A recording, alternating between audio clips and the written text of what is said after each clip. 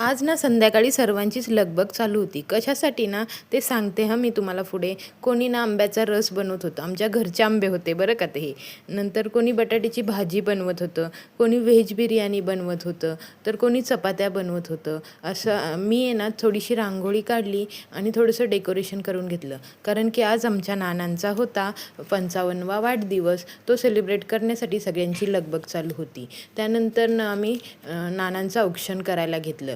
पहिल्यांदा आंटीने औक्षण केलं, त्यानंतर मामींनी, मावशीने, मी, माझ्या आईने, आजीने असं सगळ्यांनी मिळून औक्षण केलं. नानांसोबत 2 चिलू-पिल्लू बी बसले होते, आदू आणि चिऊ.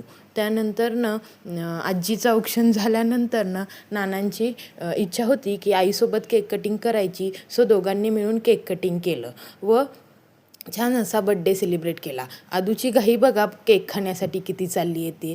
त्यानंतर सगळ्यांनी मिळून छान असं जेवण केलं. मस्त झालं होतं सगळं जेवण. असा सेलिब्रेट केला आम्ही आमच्या नानांचा 55वा वाढदिवस. तुम्हाला कसा वाटला नक्की कमेंट करून सांगा. चलो बाय. आज एवढं.